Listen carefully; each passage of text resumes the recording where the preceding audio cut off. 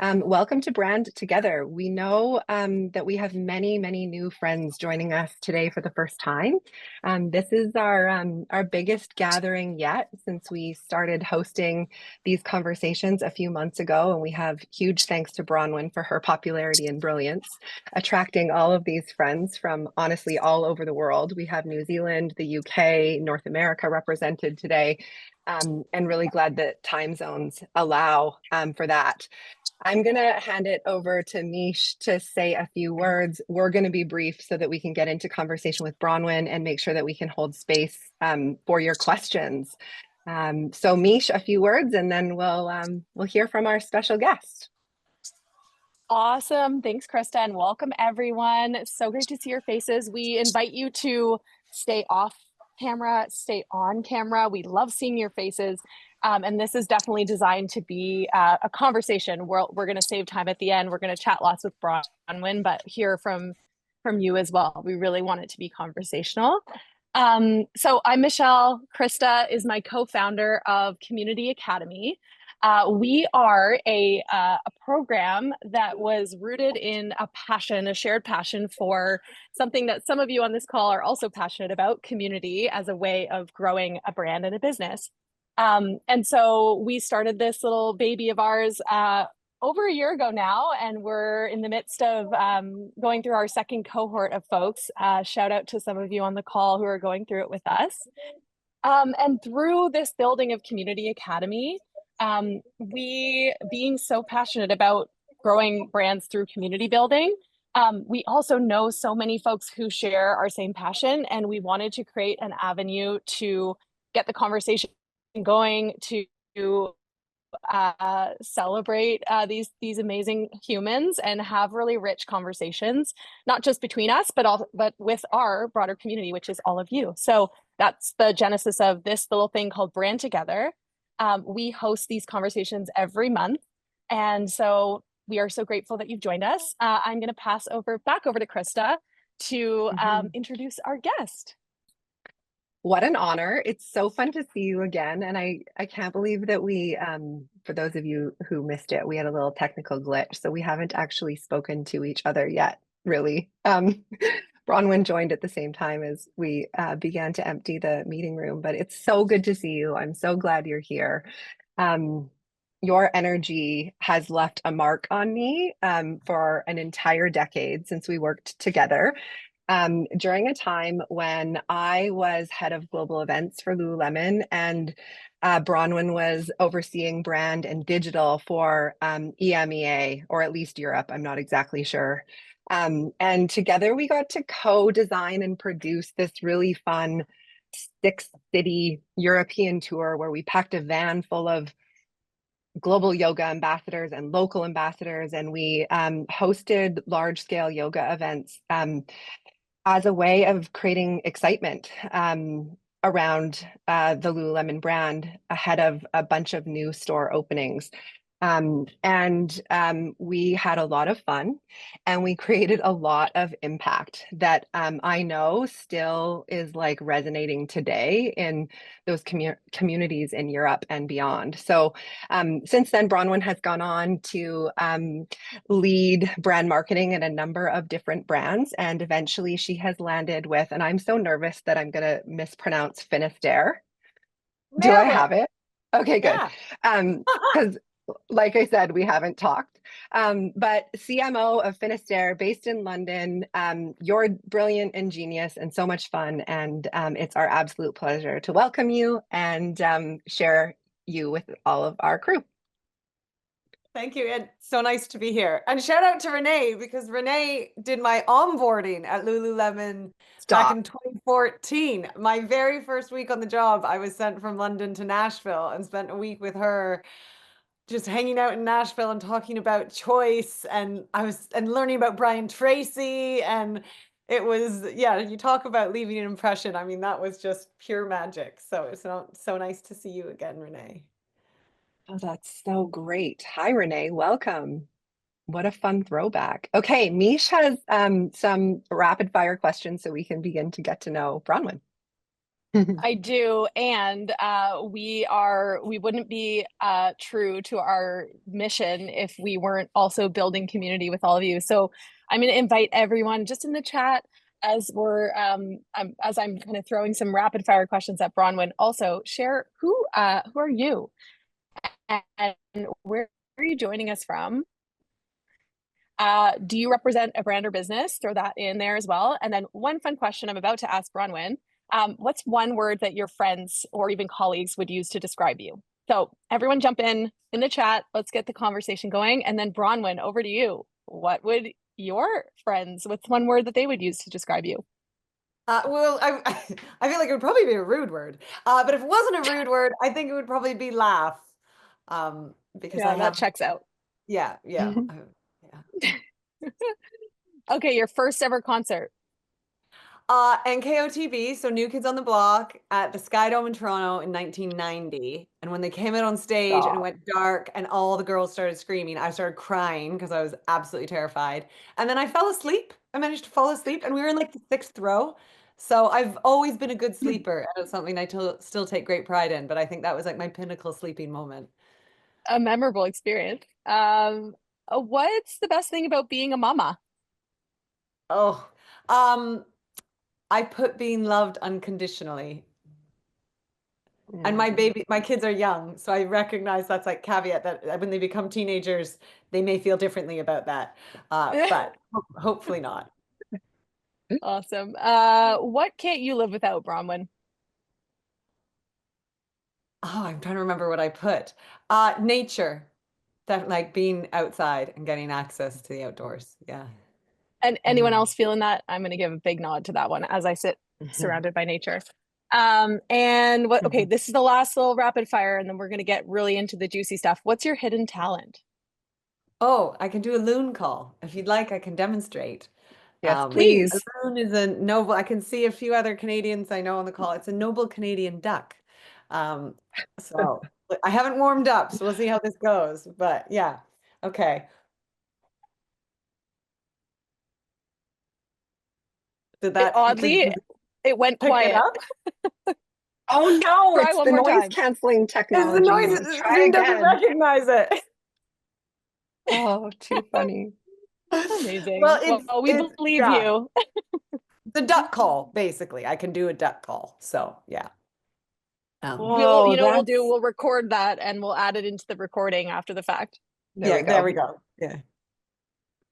Wow, Okay, that was Krista, take it that's away. I'm blown away by technology that we could not hear. Like I could not Yeah. hear even a little bit of that. And slightly Okay, insulted. Like, why wouldn't it I want noise? I know. I know, but Yeah. it makes sense because I was in a coaching call with a client yesterday. My dog was barking furiously at me, and he couldn't understand why I was distracted or what the big deal was because he couldn't hear a single thing. Anyway, wow. Okay, so Bronwyn, tell us about Finisterre and what inspired you to join the brand. We want to know. Yeah, for sure. Thank you. And thank you everybody for coming. It's so nice. This is just great. So Finisterre, we are a B Corp certified outdoor apparel brand based down in beautiful Cornwall, which is sort of the southwest of the United Kingdom. The Cornish believe they are their own autonomous nation, a bit like Wales and Ireland and the other Celtic nations. Finisterre was founded back in 2003. We are an outdoor apparel brand, so we make everything from raincoats to amazing knitwear to t-shirts and workwear. And we've often been described as the British Patagonia because we have the highest standards for environmental and social impact as well.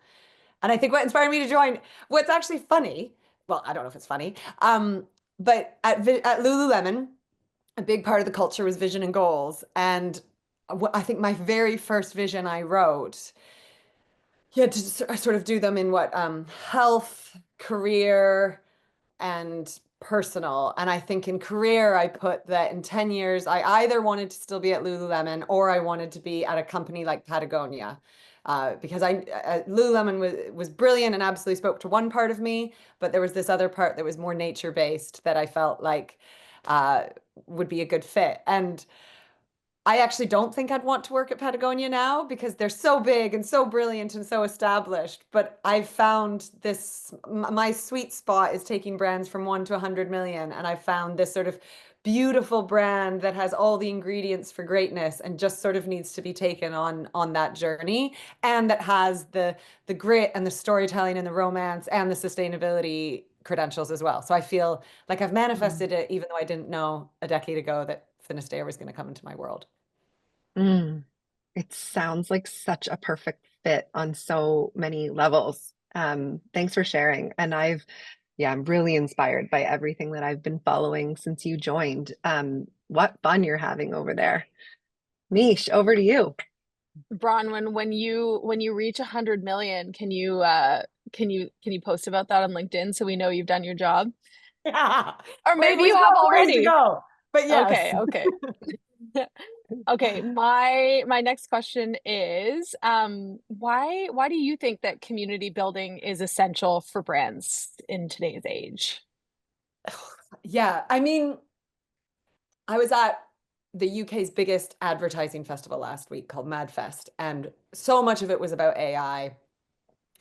I mean, the conversation was dominated by AI, and I realized sort of the irony of it is the reason that that festival in itself is so successful is not because of the talks on AI, but it's because of the networking and people being together in a shared experience and bumping into each other and crossing paths, and all the roundups that you see post MadFest from it's thousands, like tens and tens of thousands of people are there.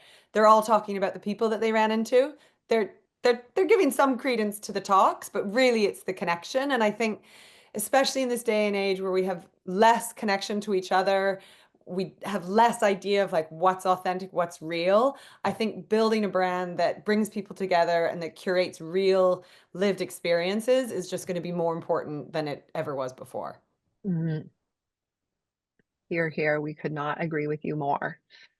Um, Something else we know we agree on, Bronwen, is that Michelle and I really feel strongly that community building starts first and foremost from within the brand, the organization.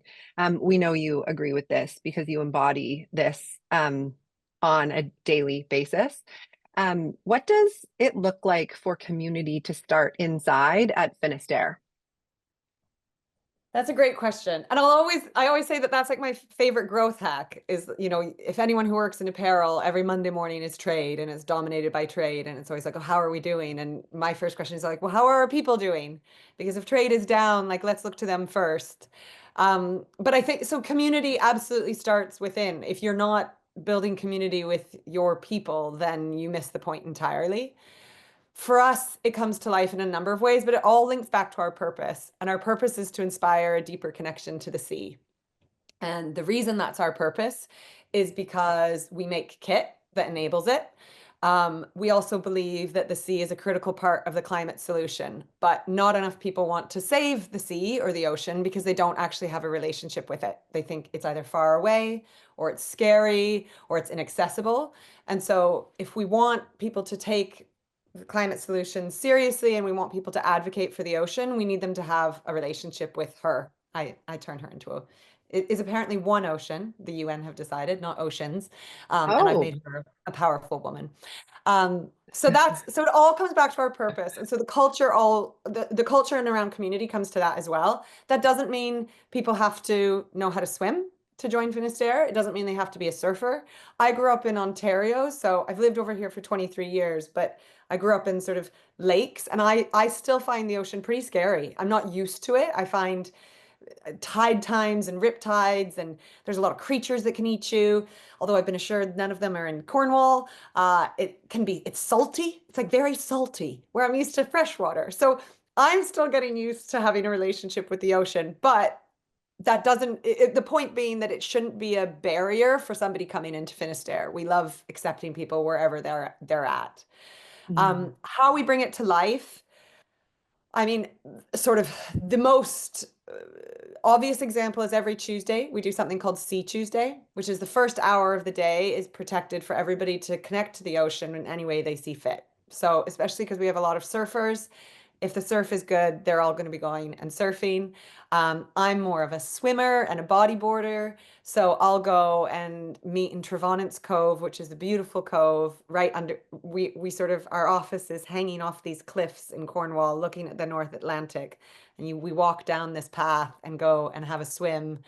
Or if people don't want to go into the ocean, they can simply go for a walk or do whatever. But that's that invitation to have that connection and a reminder. And there's something about, we do it year round. And despite spending most of my life hating being cold, I now swim in the ocean in January, which my mother thinks is astonishing.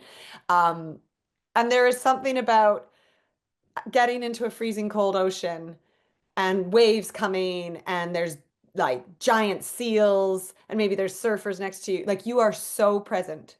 There's nothing else that you could be thinking about in that moment. And it's just this beautiful clearing activity.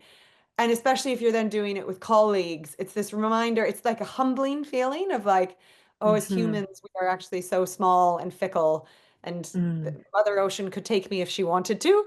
But also through connection and building relationship through shared experience. You come out and everyone's frozen, and it's like, how quickly can you get dressed before your fingers freeze? And everybody's offering each other warm drinks and making sure that everyone's safe. And I think it's just one of those examples. And we used to do it at Lululemon too, of like, you'd go on a sweat date and you'd go and work out together. And I remember it came into a slightly different light when I did it in Germany for the first time. And everybody in Germany, it's like very open showers there. So that's awkward in a more work environment, let alone the saunas. So, but it's about meeting people where they're at, and then building relationships that way. So it all stems back to the purpose. It's about inspiring a deeper connection to the sea. Sea Tuesday is probably the most obvious example of that. But even today, I was at the office in Cornwall, and it's beautiful and 25 degrees. And a message went out on the WhatsApp, and I didn't have time to go for a swim. And I was literally the only person in an office of 65. Like, the entire office was empty because they were all down swimming, and it was just beautiful and exactly what it should be. Uh, That's can so I just incredible. Oh yeah, it's so incredible. I just want to say that as like a fellow cold water enthusiast, I have felt the feeling that you all create every Tuesday via the internet of like that cold water hitting your skin and of doing something uncomfortable together and the joy on your expressions. Like, just thank you for those moments in January and November and all year round. I think it's such a great example of how the feeling that we create when we're building community can be shared and amplified through social channels and create ripples of impact like around the world. So thank you for that inspiration.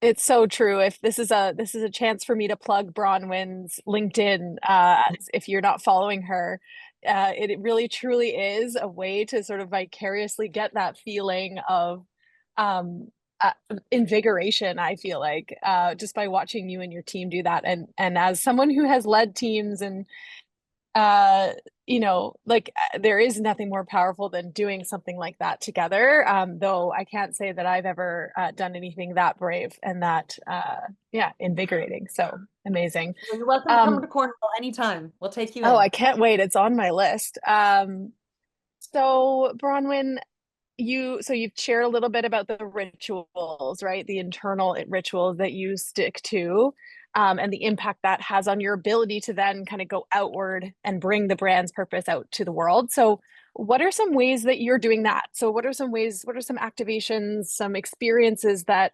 you've committed to as a way to bring the brand purpose to more folks in the world? Oh, I mean, we've got a great ambassador program. So we have, I think, 15 ambassadors now, including 3 in Canada, and 2 to 3 in the States. And then we've got some in Ireland, some in South Africa, and then the rest in the UK. So we do a lot of storytelling through them. They're all surfers or ocean adjacent advocates. They're not competitive surfers. We call them slashies. Like, they're a surfer, and so there'll be a surfer, and they will be a cafe owner or a a marine biologist, or I don't know, a writer or a scientist. And so we're drawn to people who have depth, and where the ocean is really important, but there's also other things in their lives that are really important too. So we do a lot of storytelling through our ambassadors and use them to reach new communities. I think one of my favorite things we do is like great in-store events. You know, it's so simple, and I think it sometimes feels like I've been putting that on a strategy for over 15 years now. Like, store events are really important. What are we doing? And we've got three really clear formats of, you know, we'll do talk nights, we'll do film nights, and we'll do repairs workshops. And our stores, we were founded as a D2C brand, but we now have, I think, 15 stores as of last week. We just opened in Poole in the UK. And the stores are a hub, and they're a complete brand. They're like the pinnacle of our brand expression. And we want to bring people together. And again, whether they know the ocean or they're new to it, it's an opportunity for us to inspire them. And whether it's through amazing films or talks from biologists or environmental campaigners or anything really, we'll bring them in through that. We show up at a lot of other events. So I remember the great Rachel Acheson from Lululemon saying we create through community, not for community. And it's such a powerful but important nuance of like, ask the community what they need and then help empower that to happen, rather than go, oh, I know what the community need and I'm going to make it happen. In particular for smaller brands where you might not have the resources to be able to go out and create an amazing experience. We were talking even today about, oh, should we do our own surf event? And then it was like, hang on, there's so many great surf events that happen around us in our communities. Let's just help elevate them, share the word, make them better in any way that we can, rather than going and, because that's actually what the community needs. There's amazing business owners and surf instructors who are trying, you know, they're doing the hard slog. Let's just make their lives easier rather than try and do something that might satisfy a marketing ego. And then we do a lot around advocacy and activism. So we just, at the beginning of July, we were in Nice for the UN Ocean Conference. So our founder and our head of community were there. And it was really just about boots on the ground. It was being at different events, hearing the talks, speaking to the campaigners on the front line. And again, hearing from them, what do you think is needed? Like, where are we cutting through? What messages are resonating? What ones aren't? Even like, what charities do we think need support? Which ones don't? But then it enables us to come back and feel like we're really informed in how we can be servicing the community, but also what stories we need to be telling. I love that so much. So you said so many things that I just was like, yeah, so your event, the stores as your hubs, your community hubs, like having such a simplified like your categories of activations that you host. I think it can be so overwhelming if you start broad, right? And you just say, okay, we're going to host a community event every month or what have you on whatever cadence. But having the guardrails put in place so the teams aren't always, you know, feeling like they're having to dig into their creative energy at every moment, right? Sometimes we lose that. Sometimes we don't have a well of creative energy, and to have those categories just makes it so much more accomplishable. So I love that as a nugget to take away. You've got to All reinforce right. who you are as a brand too. And like, we talk a lot, I mean, the world of Byron Sharp and Lesbian, like over here, there's sort of lots of marketing chat on LinkedIn driven by the team at System One, and they're putting a lot of data behind what's actually effective. And the biggest thing is like, repeat your creative. Do not try and get too clever. Do the same things over and over again. And what are your distinctive brand assets? And it can be so like, marketers tire of their ideas way before customers do. Most customers haven't even noticed them. And then next thing you know, you're Yeah. doing a campaign with a new slogan. So like, our events, there's definitely temptation to be like, oh, well, you know, we've been doing film nights for a long time and like, we don't have new films. And I was like, yeah, but everybody hasn't seen the films we've got. So let's just keep going. Like, we get so, it's just this like classic thing in marketing and creative agencies, etc., of like, you've got to get new. And actually all the data now really supports as well, of like, reuse your same creative, build saliency, repeat, repeat, repeat. And that's how you build brand distinctiveness as well. Here, Oh, and what a such a good relief. call. So many, what a relief. so many nods. Yeah, we get trapped in a bubble of like sort of speaking to ourselves sometimes. I think that's such a good call out that like repeating isn't necessarily repeating when your objective is to find new friends on a daily basis, right? Exactly. Yeah. Yeah. Okay, good. Do you have an all-time favorite brand activation that you've been a part of? Ooh, the one oh, wrote, I do, but I wasn't a part of it. But can I share it anyway? Yes. Oh, you don't have to give, Okay. yeah, yeah, of course. It Your was rules. so it was before my time at Finisterre, and it was actually during COVID because I think there was so much around community that during COVID came under pressure, and it was like, how do we build it? And the phenomenal team at Finisterre, everybody was working from home, but somehow the world leaders managed to host the G7 in Cornwall.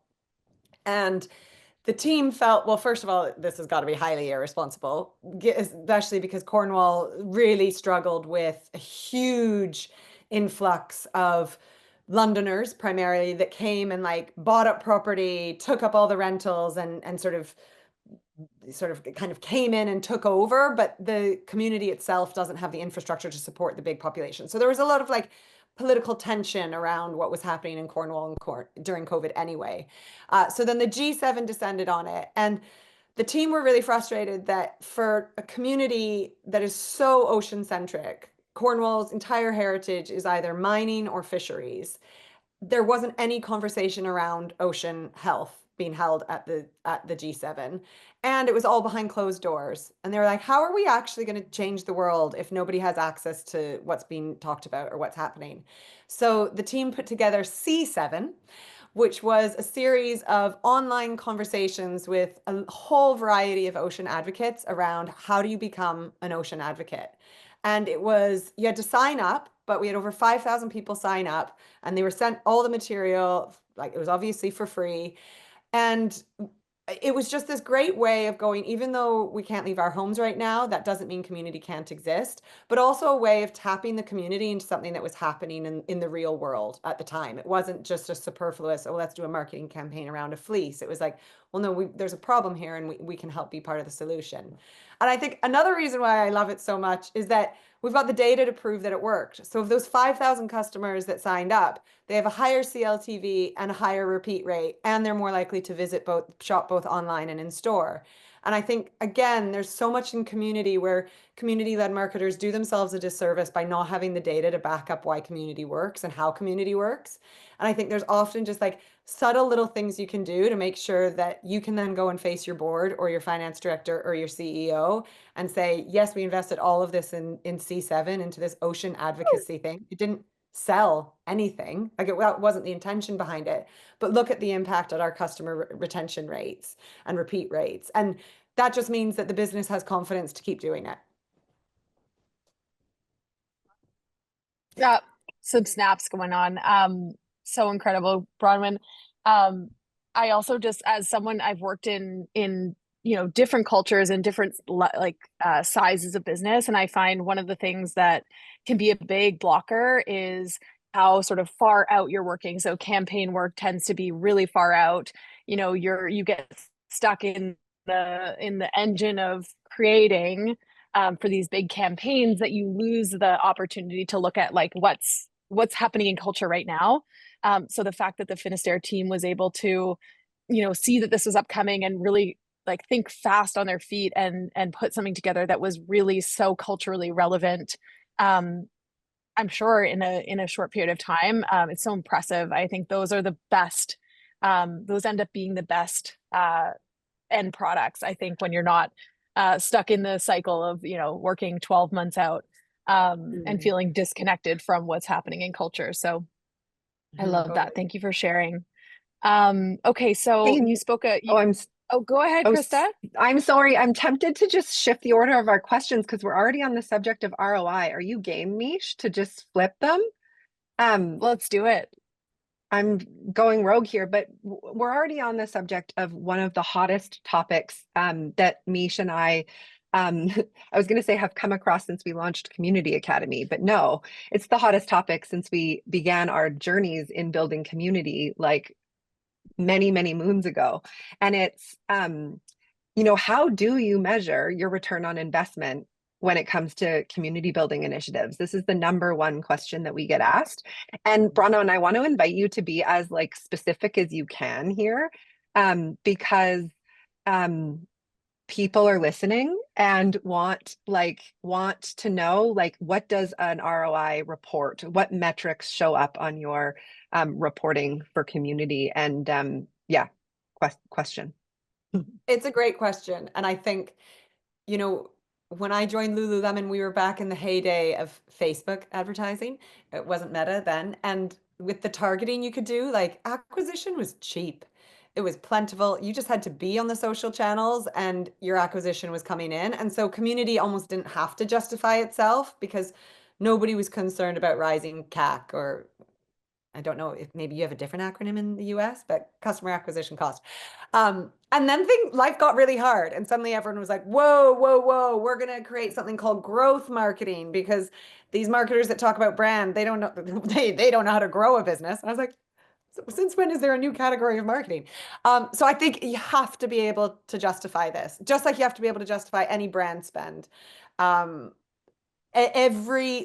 anyone who's in venture backed or trying to do fundraising right now, it is very, very hard. People are going to be looking at your profitability. They're going to be balancing your profitability versus your growth. And can you actually afford to grow without losing money on your customer acquisition? So it is so important that marketers, in particular in the community world, know how to measure it. So I mean, it's kind of a broad answer. Like every week, the community team, I say you need to be looking at store footfall and you need to be looking at direct and organic. So in the US, where we don't have store footfall, they're looking at direct and organic. And in the UK, where we have both, they look at a mix. But then for every single one of our community initiatives, we'll say at the beginning, what's the KPI that we're going for? So for a simple in-store event, we initially didn't used to ask people to RSVP, but now we do, and we capture their email. We put that through the database, and then we are really quickly able to evaluate, are we attracting new customers or repeat customers? And we have a focus on new. So we're targeting our stores to attract at least 50% new customers. Then afterwards, you're also then able to track those customers and over a 6-month time go, did they come back to any other events? Were they able to, or did they convert online or in a store? And again, it's all just building this sort of business case for why that specific event worked. I mean, it depends on the initiative, but it's just important to figure out what that KPI is ahead of time. Maybe it's going to be email signups at an event.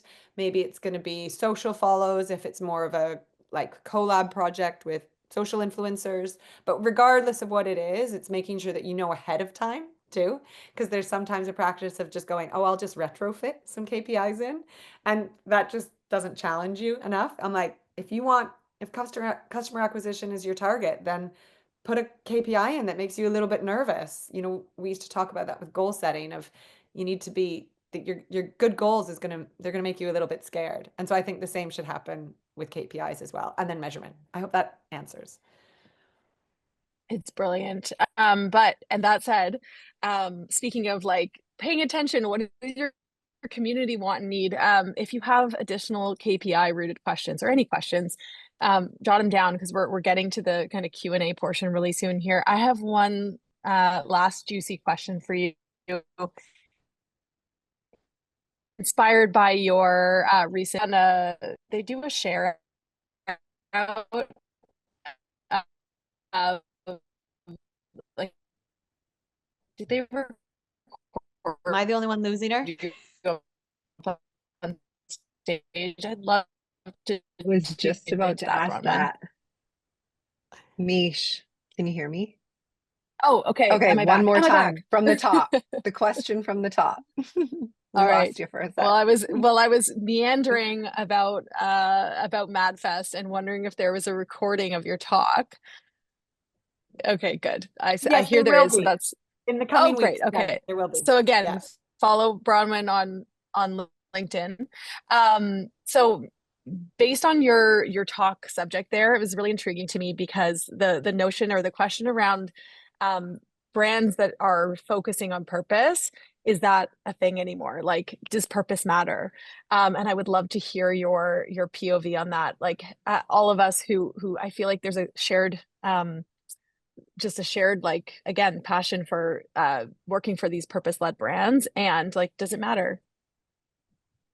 Yeah, thank you. I mean, I think it matters more than ever. And the biggest challenge I see is when people have a purpose in order to drive a profit, because then it isn't a purpose, then it's a marketing campaign. So I stole this quote. It was either Simon Sinek or Mark Ritson. Even ChatGPT didn't know. But like, the purpose of purpose is purpose.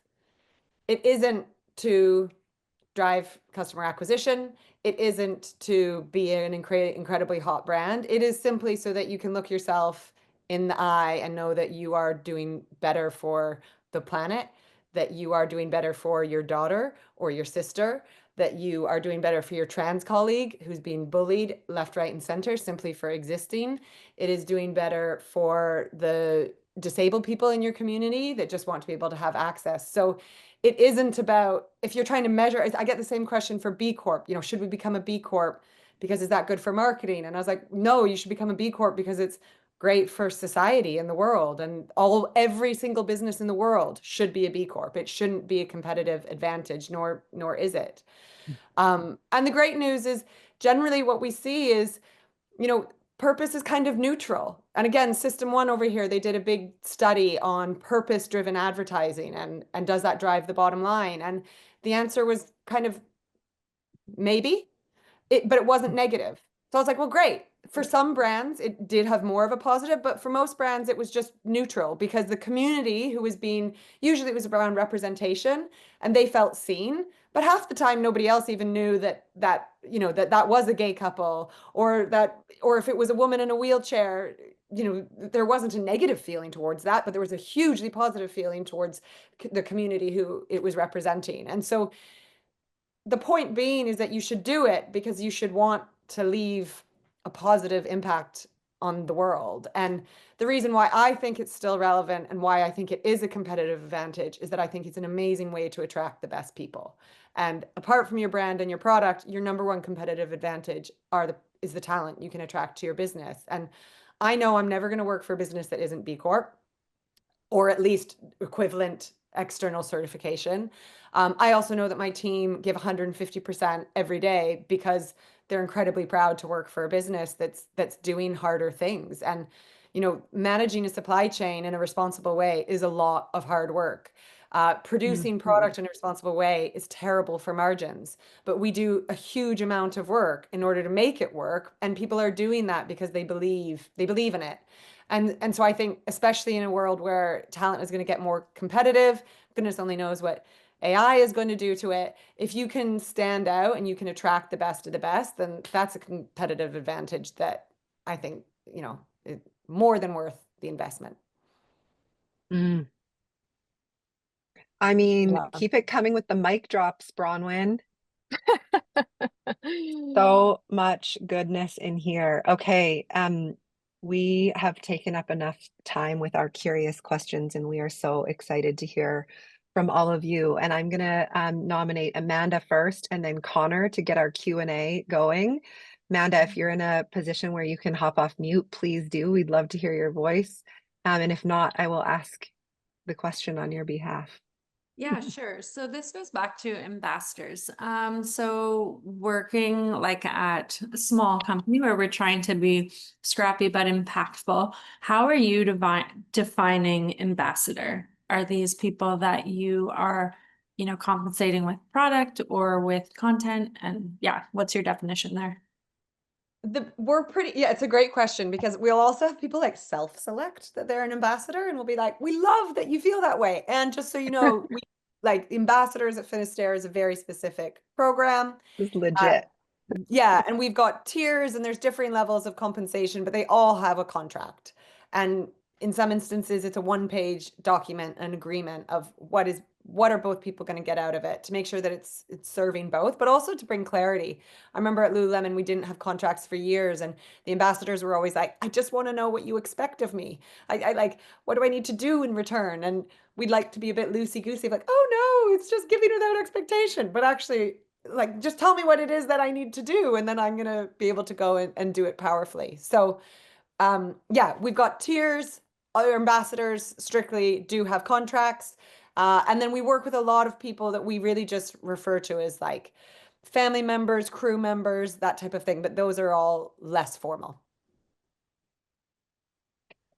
I can't resist the quickie follow-up question. Aside from product or money, what else does Finisterre offer ambassadors? A lot of it is support. So if they're Mhm. doing something, we'll support it. They feature in our photo shoots. Mm. We have a travel fund. So if someone wants to go and do something in an amazing part of the world, we'll help make that happen. In particular with surf, it's usually that they're chasing a wave. And so yeah, it's small things, but again, so much of it is just being in conversation and finding out what do they need right now. You know, we have one of our ambassadors, Noah Lane. He's a big wave surfer in Ireland.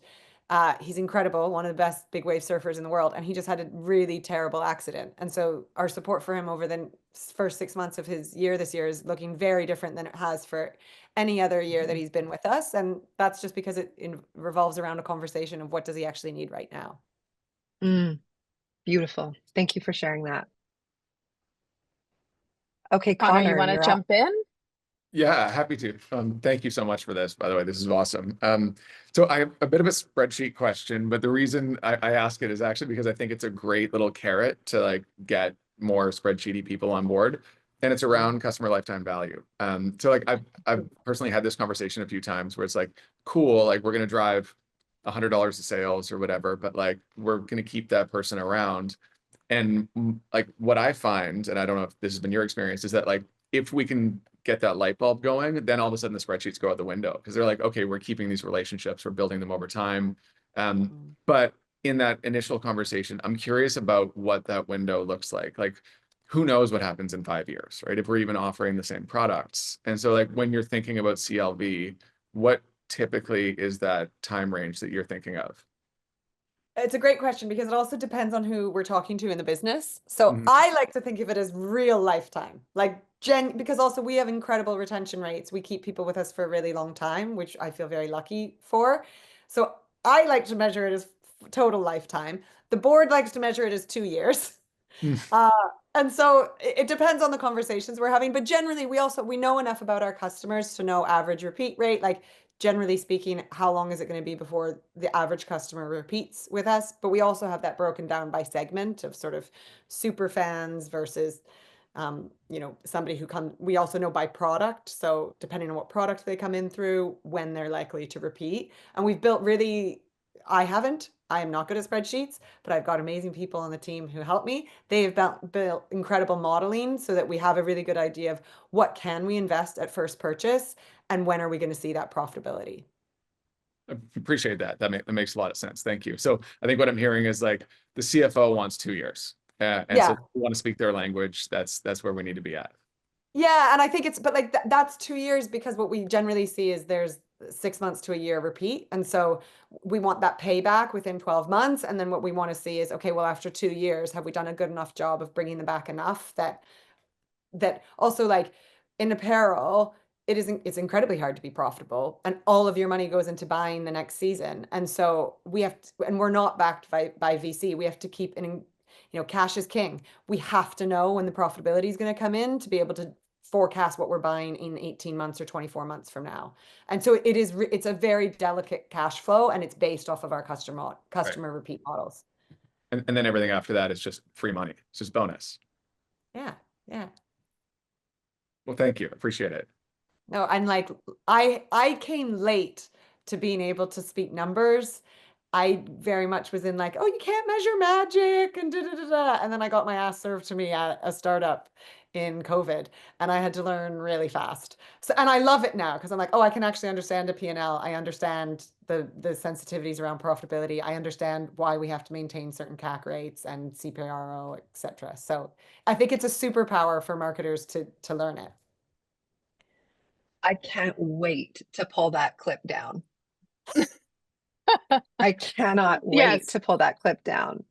And that's Well, where your I appreciate the credibility as a, vulnerability. Yeah, yeah, like so you're that's where your willing to say, because credibility comes from. Go ahead. yeah, you're a CMO, Bronwen, and it's no mistake that you're in that role. And I think it's just really inspiring to hear that you know, you didn't like, you know, come from the business school mindset of, you know, a 20-year-long career just purely focusing on KPIs and spreadsheets. So Mm, you're a great example for others. yeah. Is that you with a question? Would you like to jump on?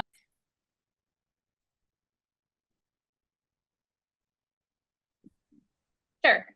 Can you hear me okay? Yeah. Okay, my question was just a follow-up of when you're talking about repeats, from Connor's question. So them coming back, are you guys considering events and activations as a return or just a physical purchase of a product? Great question. From an accounting point of view, we look at purchase. Okay. So it is like, yeah, we'll look to see. I'd like to say we are sophisticated enough to actually be modeling them through touch points. We're not there yet. We are just Okay. looking at basic transactions. Okay. But especially around our store events, we also have to be like GDPR really limits us as well. So we have to have permission to be looking at all the data. But Right. I'd like to get us to a point where we could be looking at things like the value of an attendance at an event and Okay. what do we grade that. But for us right now, it's just down to the conversion. Okay. Thanks. Do you? Mhm. And do you consider like an attendance at an event a repeat? I mean, we're the same in terms of technology, but I personally, we're a smaller business, so I kind of keep track of who's keeping an eye on what we're doing and is interested in coming to our stuff to kind of get an idea of like, are we sticky? Are we good Yeah. with them? Are we on track? But no, we're not physically tracking. I wish we could as well. Somebody needs I to would, invent this platform. well, I think it's like it's an early indicator, right? And I'm sure Bronwen does track repeat visitors to events, and it might not show up on the financial reporting. Is that right, Bronwen? Like, you know, when you have repeat attendance to events, Yeah, I'm as long as guessing. we get And the email signups, we are able to track yeah, it. It's never perfect because, you know, on Eventbrite, people can bring guests and then we have no idea who the guests are and that type of thing. But it's a watermark and it gives us indicators to then be able to go, hang on, when we do these type of events, we attract totally new people. But when we do this type of event, it's 99% existing. So is there a sweet spot in the middle, depending on what the purpose of the initiative is? beautiful. More questions, friends. We have time for a couple more, and this is the best part, I reckon. I've got one. Hi, Bronwen. Hi. Okay, so CMO, you talked about the ambassadors, you talked about the people you work with, how you guys connect on Tuesdays. How do you collaborate? Who do you collaborate with in your world? If it's agency partners, I don't know if you guys do that. Internal ambassadors, and what does collaboration look like? Great question. Yeah, I mean, I spend my life enrolling. You know, have we enrolled people in that? Have we enrolled people in that? Are they enrolled? Have we set them up for success? And there was actually, you know, when I joined Finisterre, and I think any times where I've been in any business and life is really hard or things are going skew if, it's because people are in silos and they're not collaborating. And again, I don't know at Lululemon who said it, but it was that lesson of like, allow other people to contribute to your success. That for me is like a fragile egoed third child perfectionist overachiever. I was like, but I have to do everything. So that's been probably one of the biggest leadership lessons I ever have. And I say it to myself and to others at least once a week. So collaboration is absolutely key. In terms of in the business, as a C-suite, we spend a lot of time together, and we really like each other, which is great.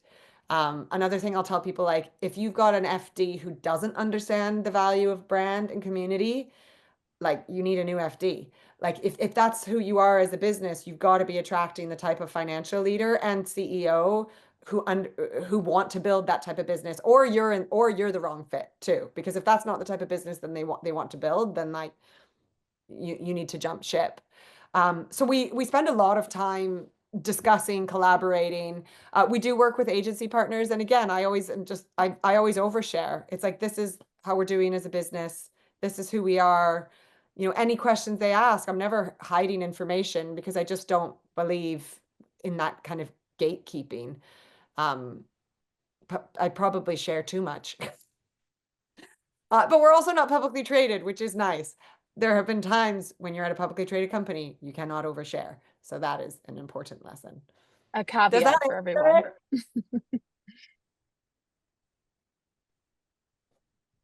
We've got time for one more, friends.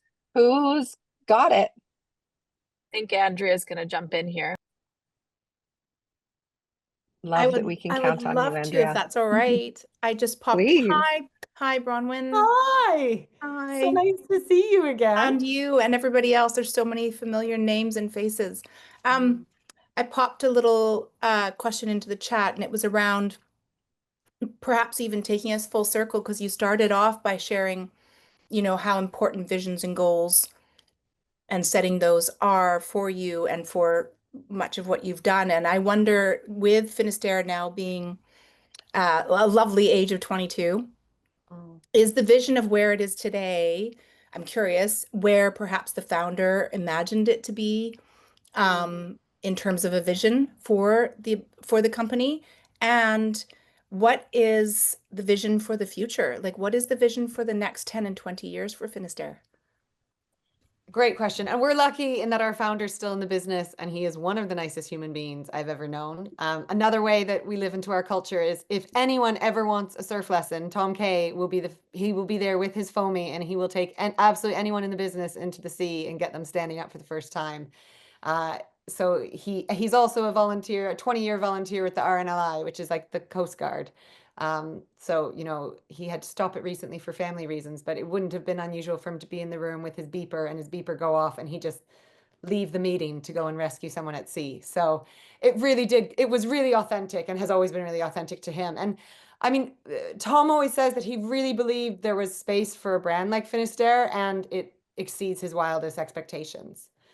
So it's probably helpful explaining the gap that he saw, but he didn't have any like, he was I think a chartered surveyor that had moved his family to Cornwall and really wanted to create something that enabled them to stay there.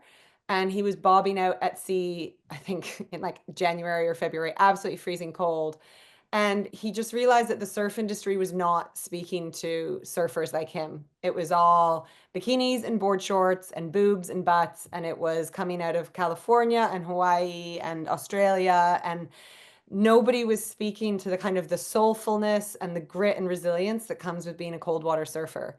And so he wanted to build a brand that spoke to that community. And the first product was a fleece, and it was a pretty innovative fleece. It had like a slight DWR repellency. So you'd come out of the ocean, take off the top half of your wetsuit, put the fleece on, and immediately start getting some heat back into your body, which is a really important thing to do, especially in January. And we still see some of those fleeces around, which is pretty cool. And so he always believed that there was space for a brand like Finisterre, and he will say that he can't quite believe it's still going, and that it is the size that it is. And so that's beautiful. As for the vision, I mean, we really just want to reach cold water souls wherever they are. And so we're expanding internationally quickly. For those of you in North America, we're about to open in one of the largest multi-brand retailers in North America, who approached us. Most brands pitch them for a very long time, and they actually showed up in our London store with the entire buying team, and they were like, we'd like to bring you in. And so that being pulled into the market feels really nice. We've got incredible partners, especially at the Pacific Northwest, in Canada. I think being British is resonating really well, especially for Canadians right now who may or may not be slightly frustrated with the brands from the neighbors to their south. So we're taking that advantage while we still can. And we believe, we talk a lot about sustainable growth. So we're not here to triple the business in 3 years. We believe in sustainable financing. So we need to be able to self-fund our growth as well. That's a really important part. And we have to grow.